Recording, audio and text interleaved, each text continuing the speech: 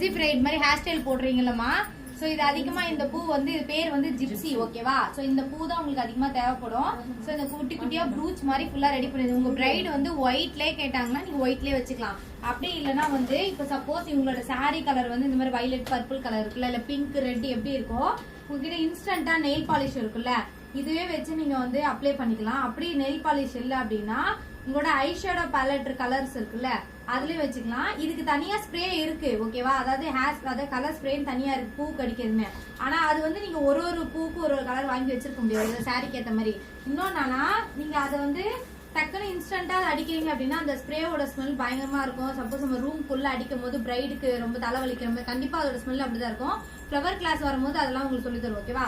So இந்த மாதிரி colour பண்ணி இந்த சாரிக்கு மேட்சா கொஞ்சம் கொஞ்சமா ஃபுல்லா ஒரு ஒரு லேயரா வச்சு செட் பண்ணிட்டா ஹேர் ஸ்டைல் பர்ஃபெக்டா. இன்னொன்னா இந்த பூ தான் உங்களுக்கு இந்த மாதிரி மெஸ்ஸி பிரைட் எல்லாம் போட்டு ப்ரூச் மாதிரி அழகா ரெடி பண்ணி வைக்க நல்லா இருக்கும், ஓகேவா? அந்த சாரிக்கு ஏற்ற மாதிரி நீங்க கலர்